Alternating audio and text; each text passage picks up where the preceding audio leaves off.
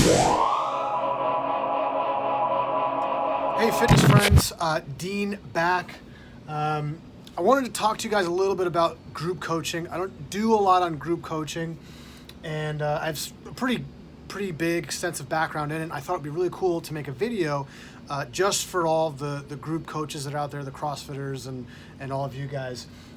So today we're gonna do this thing that I started using for myself as a group coach when I was doing group coaching, and it was the 3 S's of effective group coaching, okay? 3 S's of effective group coaching. The first one is safe, the second one is sweaty, and the third one is smile. So to me, I'm like, I don't wanna be a checkbox coach, like you're just checking boxes, but I thought to myself, if I could create a system or in my head a kind of internal mechanism where I'm like, I'm hitting on these 3 pillars or I'm hitting on these pillars, they're gonna help me create direction and vision for where I'm going when I'm coaching. And I came up with these. So all of them are S's. It makes it a little bit easier to remember, but safe, sweaty, and smile. So the first thing, the most important thing is we want all of our clients, all of our athletes, all the people that we're working with to be safe, Now, how do we get our clients, how do we get our athletes safe?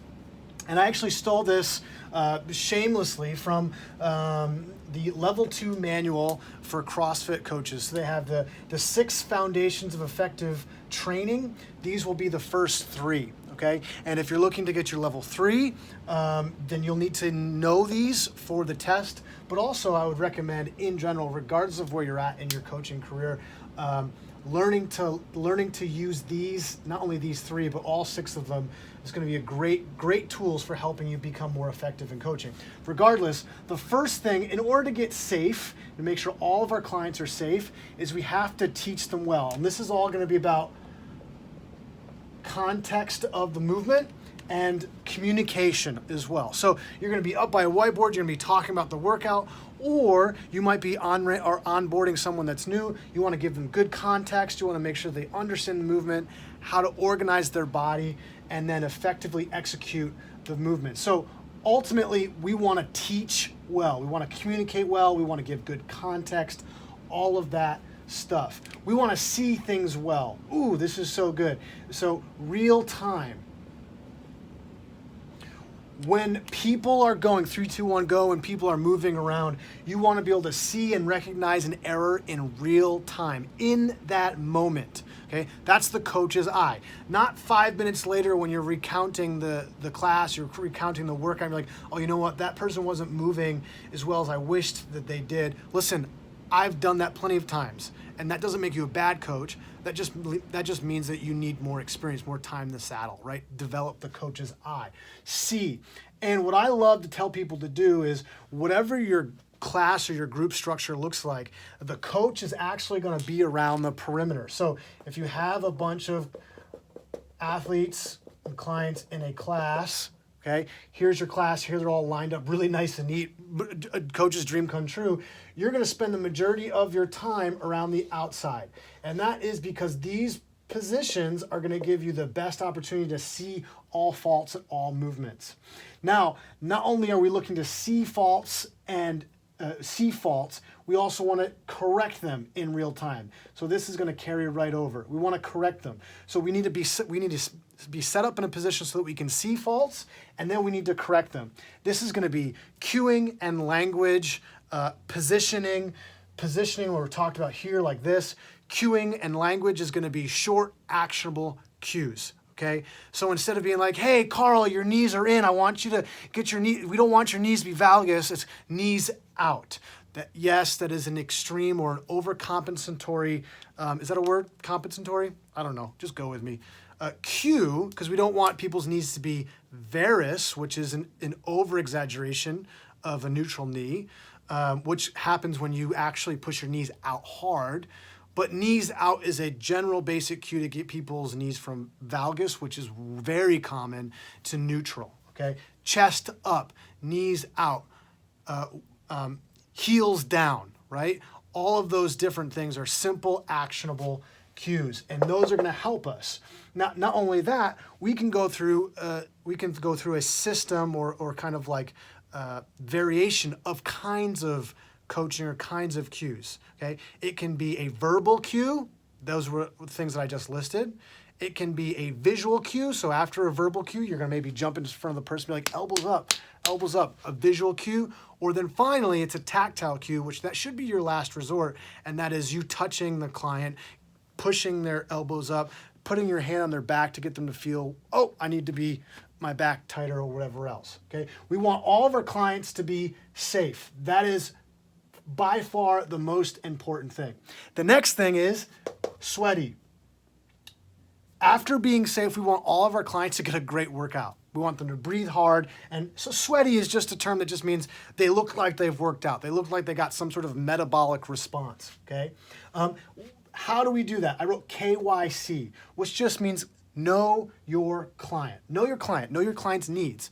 If you have 10 people showing up, and you can look, hopefully you're able to look at the list beforehand. You got 10 people showing up, identify who's got the funky knee thing, right? Who's got the back tweak? Who's got the elbow, right? Who is new and still totally unsure of how to squat well?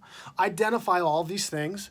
And then what I always did is I assigned people in the room. I put the people who I knew were going to struggle, I put them all in the same position so I could hit that spot hard.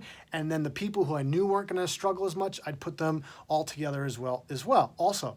But obviously making sure that I was giving everybody attention. Know your client. If someone's a beast, if someone's a rock star, give them more, push them, give them some encouragement, give them an incentive. If someone's scared, nervous, uncomfortable, give them some love, give them some reassurance, okay?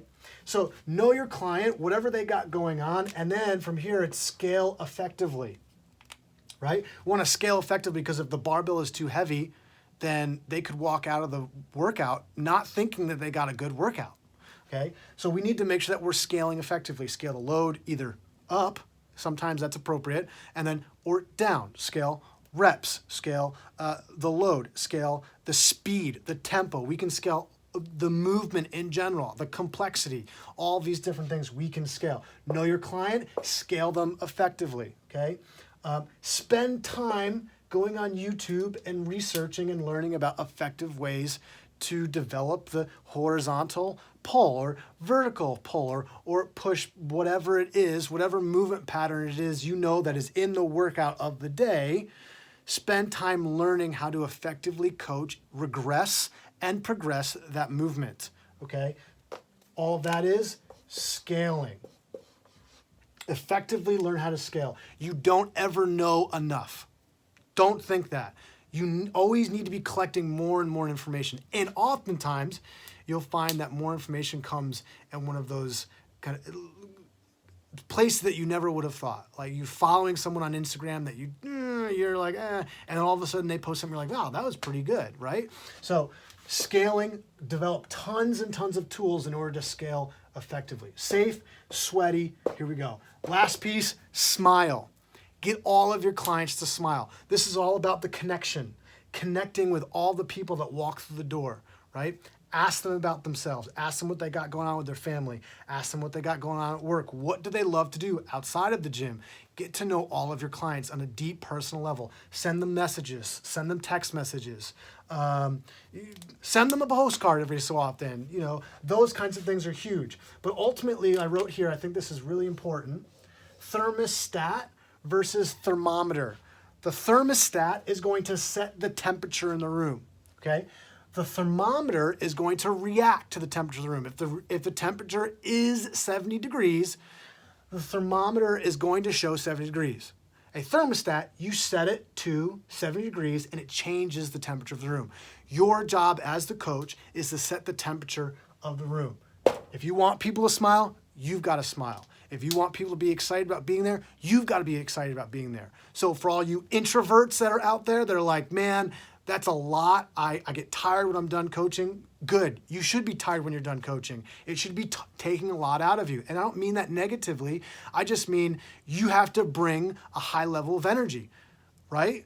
So you are on some level a performer. I don't even like saying that, but you have to bring energy into the room. You can't expect other people to do that job for you. That's your job, okay?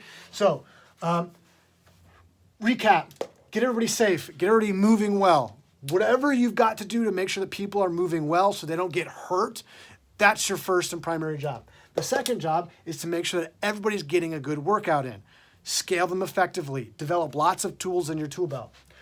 The last thing, you set the tone, you set the energy in the room. That's your job. Get people to smile by talking to them, ask them about themselves, or telling them a silly joke. Doesn't matter, all right? Hope you guys enjoyed this. For all you group coaches out there, remember, learn, grow.